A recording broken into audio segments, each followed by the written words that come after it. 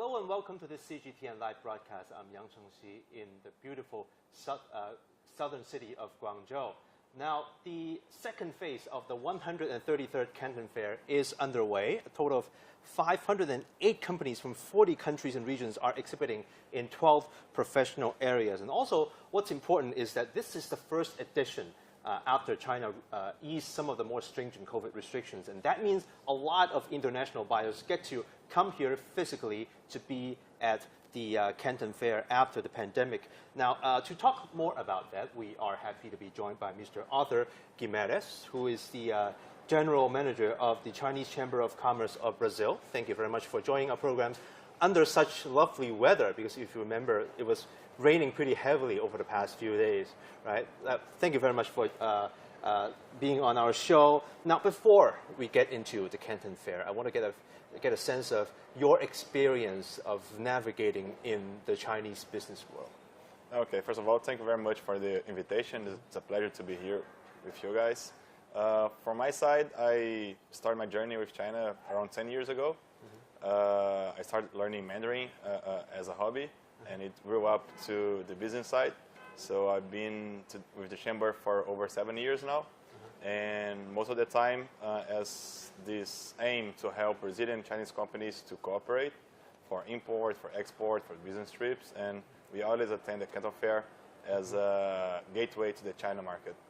And how much has the mandate and operation of this chamber grew? Because that coincides with the expansion of the business and trade ties between the two countries, right? Yeah, exactly. So China has been Brazil's biggest partner since 2009. So this partnership has been growing year by year. Also, we have been enjoying a lot of opportunities for different sectors, both for importation and exportation.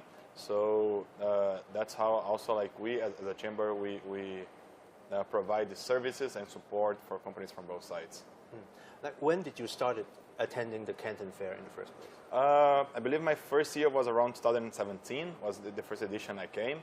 Was right when I started my master in Shanghai, and when I came back to China for my second time to live here. So the last time, before this time, the last time you were in Canton Fair was in 2019? 19, yeah. The last edition we attended here with the delegation from Brazil was in October 2019. Yeah. And after that, we have enjoyed the online activities from the trade show, and now we are happy to be back here in person. Yes, because a lot of the international traders that I bumped into in the hall they pretty much said the last time they were here, it was in 2019, before the pandemic, and they had to settle for attending the online exhibition over the past few years. So it is quite important that they get a chance to come back here and to be here physically. How big is the delegation from Brazil this time to the Canton Fair? Most of the companies, they come for the phase one. I guess it's the most general phase of all the three phases. But phase two and phase three are also important. But I believe this year, most of the companies from Brazil will come in October. Because since the border opened in January, I guess a lot of the companies, we didn't have enough time to prepare themselves to be here on time. And the ones who came, they came in a short notice. So they had to prepare everything really fast to be able to come. But for the phase one, we already hosted several companies from different sectors, and they really enjoyed to be here again in person. So there's really a preference of what Brazilian companies are interested in terms of Chinese products. You were saying that the phase one were more suited to the preferences. Can you talk deeper about what particular items or what categories are Brazilian companies interested in terms of Chinese products? Yeah, for importation-wise, it's quite diverse, the sectors that we are interested. For phase one, there are a few sectors that they are interested, like machinery, like auto parts, electrical products. So those are really trending sectors in Brazil.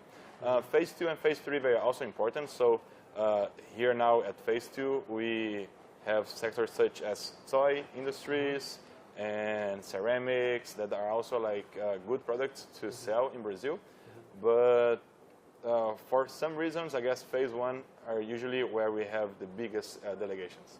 So it gives me a feeling that the market of Brazil has like this huge appetite for machineries that really help the country's mechanization and industrialization in terms of manufacturing, in terms of growth, right? Yeah, exactly. I guess this goes along with Brazil's biggest exportation products, such as agricultural products like soybeans or corn, and also like mining products. So all the heavy machinery, it comes mostly from China. Also, we have like many Chinese companies already established in Brazil.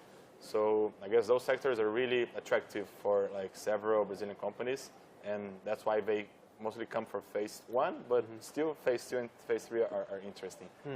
So how do you see the Canton Fair really as a platform, right? You've been here for several editions already, and this is the first edition after the online version. So a lot of people are really raising questions of, okay, will this be as important as before? So what is your feeling, judging by so many times you've been here? Yes, this year I guess is very special for like most of the countries that we are able now to be back on our business trips to China. So it's going to be a very special year also to have a lot of Chinese companies going to Brazil. But for the Brazilian perspective, I guess the Canton Fair works as a gateway to the Chinese market. So since it's a multi-sector fair, companies can explore other industries rather than only having one specific sector to focus on. So we see like a lot of companies coming here for one reason, but they go back to Brazil with several other ideas, several other projects and potential cooperation. So I guess that's something really special about the Canton Fair, that it opened like more ideas for the importers to have other sort of cooperations here. So I guess the delegation must have been very busy over the past few days. Yes. Yeah. They always like... Tell us about like your pace of life over the past few days. Yeah, so it's quite interesting. They usually arrive right before the trade fair starts. Yeah. So the companies come from Brazil for a long trip.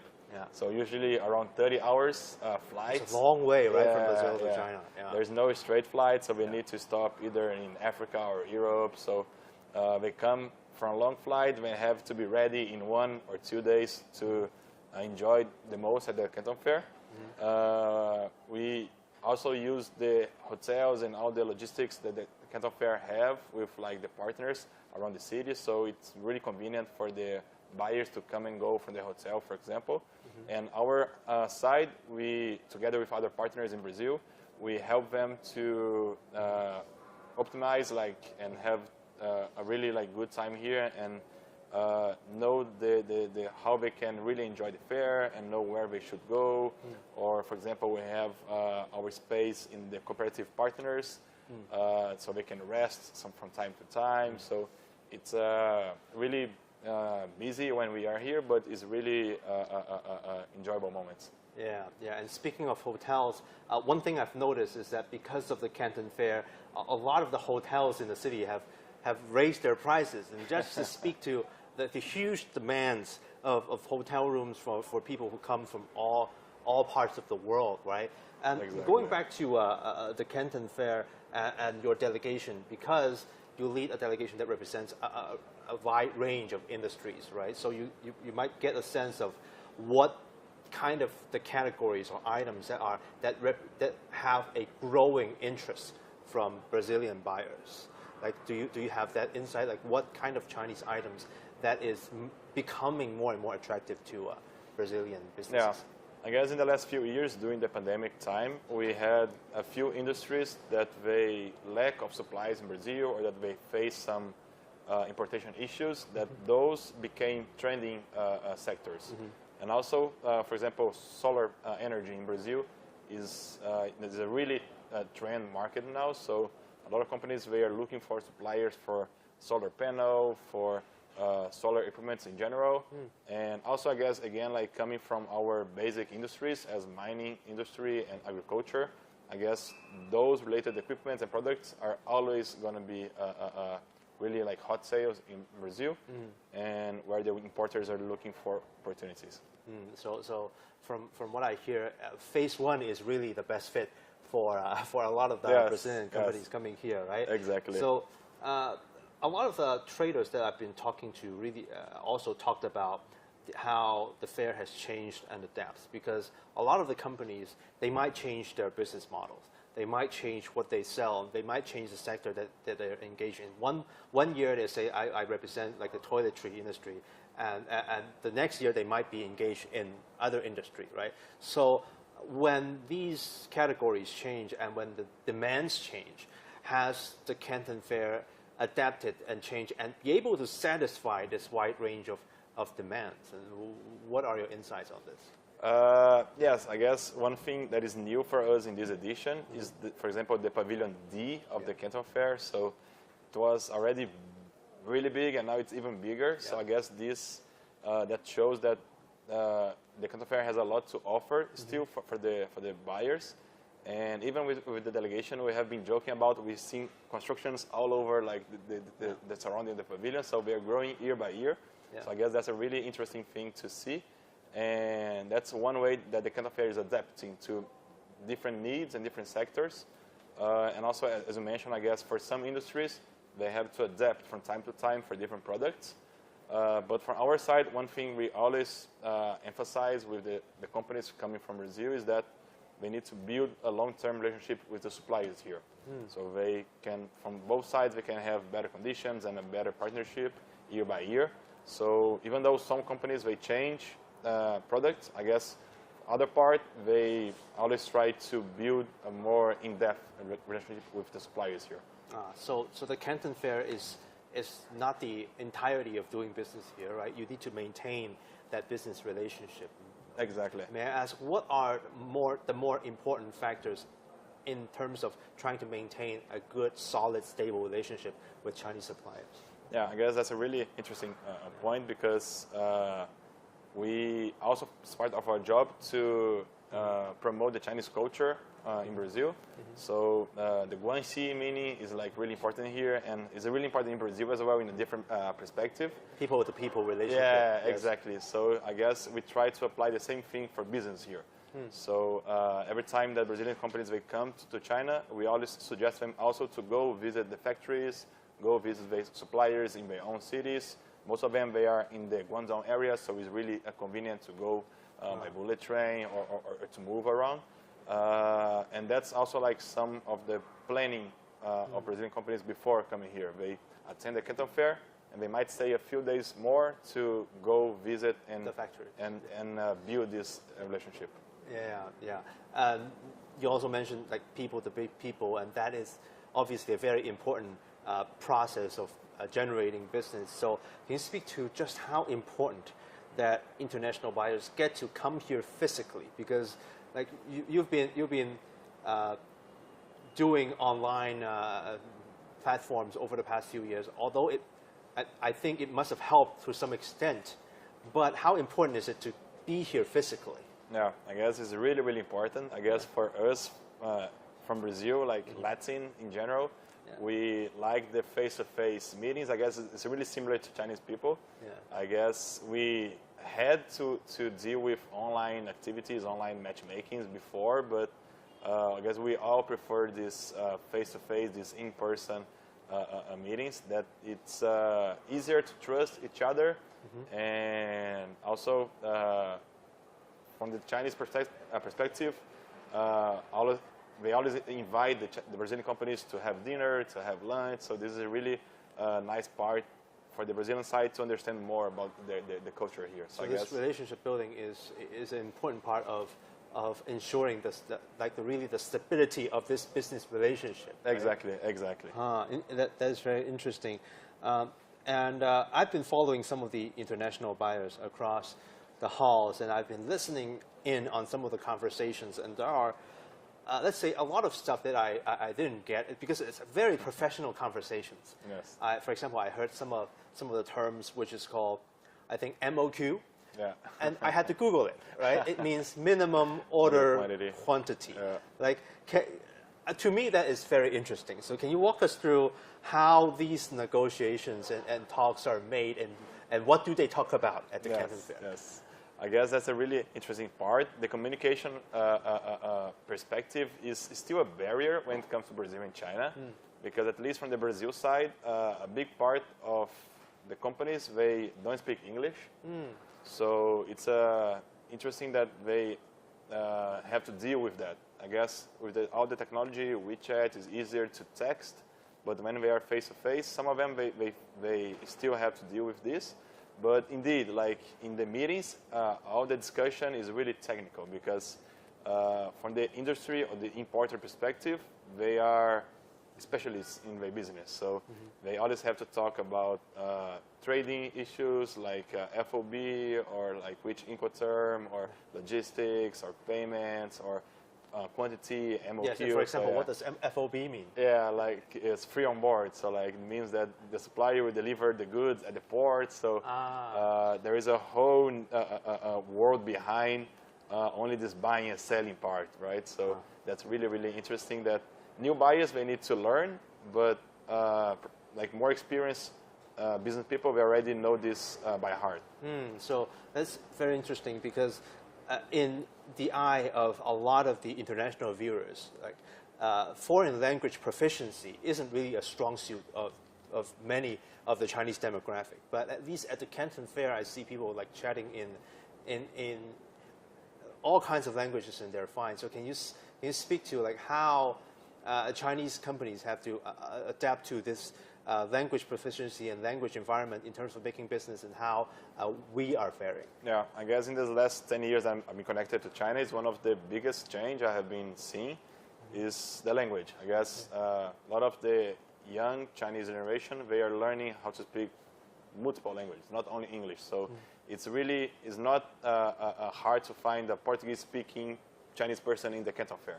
Yeah. So we have been to a lot of booths and suppliers where we have a Spanish speaker, Portuguese speaker, English speaker. So I guess this is becoming more and more normal, and it helps to break this communication barrier. So when you have a person that speaks Portuguese, it's easier for the buyer to speak in Portuguese. So so it's really, really interesting to see these changes going on. Yeah, interesting.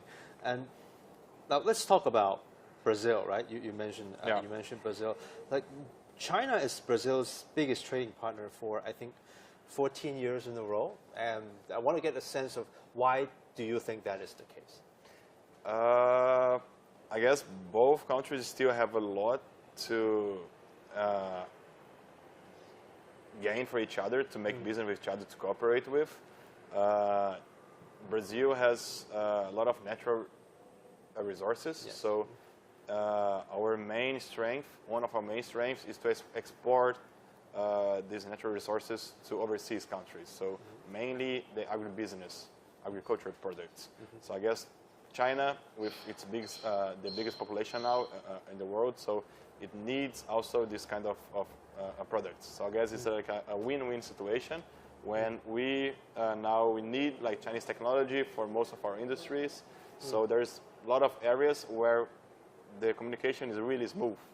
So I guess this partnership, it won't change. It will only grow year by year.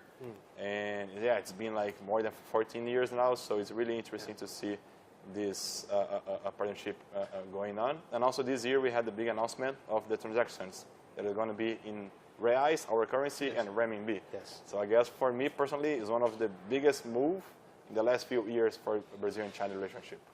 Yes, and how, like in terms of trade, and how important is that? What pain points does it solve for businesses transacting across two countries? Yeah, I guess it won't change much in the short time, but in the long term, all these payment and transactions, they're going to be more and more smooth and more stable as well. So I guess it's going to be easier and easier to import or export. So it helps the importers, it helps the buyers, it helps the suppliers. So everyone in this supply chain will benefit from this cooperation. So it means it bypasses the need to first convert to the US dollar and then convert to the other currency. Exactly. So it avoids some of the exchange rate risks in terms of dealing with trade. And I think one of the more important developments over this year is the state visit of the Brazilian President Lula to China. And how important do you think that is? Yeah, so we have a new government since the beginning of the year. So I guess we probably will have more and more agreements with China. So I guess this visit from Lula, it will be the starting point for other government delegations from Brazil. So mayors and governors from provinces. So I guess this visit is going to be the opening door for the coming years and the coming cooperation agreements that we might face. And how do you expect this to benefit some of the more trade relations between the two countries? Because as you said, Brazil exports a lot of, for example, machinery and more material to China, and China a lot of the consumer products. But what's your vision of making this trade relationship more diverse? Because if only a certain sector gets benefit from the trade, the other sectors might draw ire, right? Yeah. So how do you see this trade relationship becoming more diverse and spanning across more sectors? I guess the final goal is always to have a more competitive product and more beneficial for the both societies, right? So when Brazil increases its exportation to China, the benefit goes straight to the final consumer, where they can have like a more like healthy product or more cheaper product, so or with more technology. The same for Brazil. When we have this more smooth cooperation, is good for the final buyer and good for the society in general. So I guess if we see deep down in this trade relationship, I guess we benefit from it, like as a consumer. Yes. So I guess it's we can go even deeper in this trade relationship. That this step by step, this strength cooperation, it benefits all of us. And as we talked about, China and Brazil is a long way away from each other, and there isn't even direct flights between the two countries now. And if you look at the world map, there's a wide span of ocean between the two countries. So obviously, when the business deals are done, the next challenge is, of course, logistics, like shipping the products swiftly and more stably from point A to point B. So how do you see the challenges that logistics face between the trade of two countries? Yeah, I guess that's one of the only points we cannot change about Brazil and China is the location. So we are always going to face this logistic issue. Some of the products, the companies use air freight, but I guess most of it goes by sea, right? So it's cheaper that way. Yeah, exactly. So it's at least 35 to 40 days on the sea, on transit. So this is something that the companies who are buying or selling, they need to be prepared for. So it requires like a strategy for the company to really plan ahead, like the payments, plan ahead the logistics. But now it's more stable because in the pandemic time, we faced a really like high freights from Brazil. It went up to $14,000 for one container.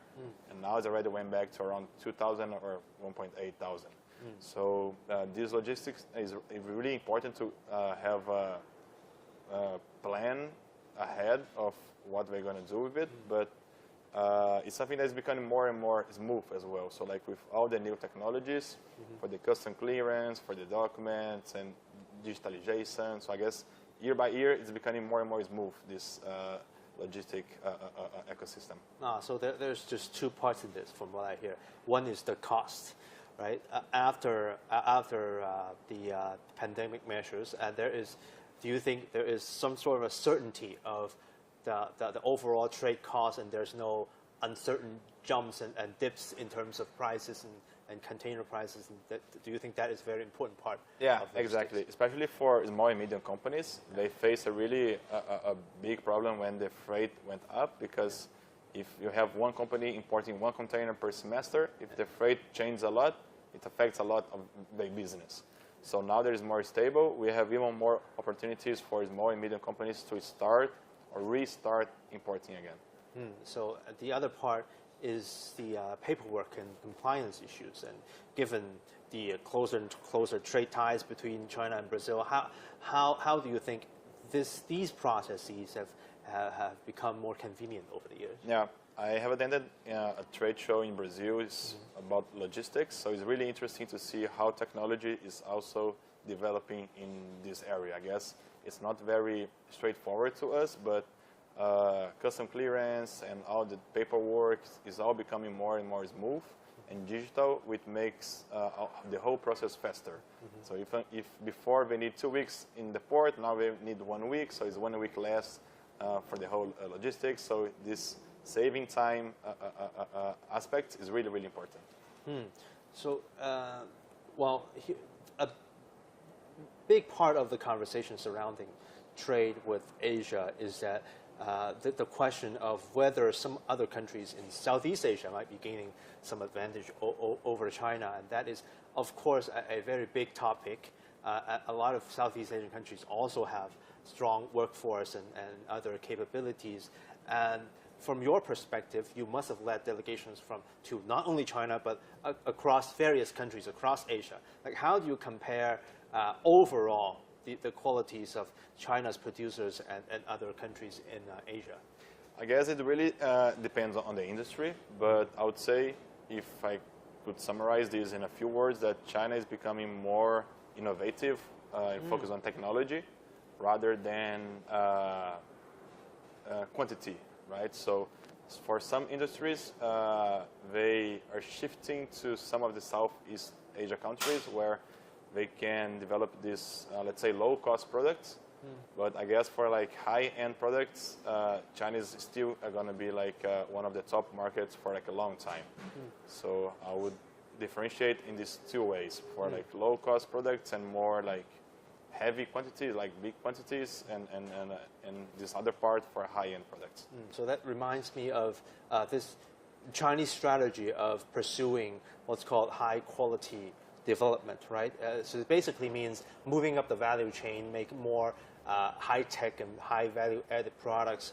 And while I'm familiar with this national strategy, maybe you can talk about what are the Brazilian national strategies and whether there are like synergies between the drive from the Chinese government to really push up our products along the value chain, and how that coincides with some of the visions of the Brazilian government? Yeah, I guess it's a big challenge for both sides because from the Brazilian perspective, we still rely a lot on foreign countries for technology and for innovative products.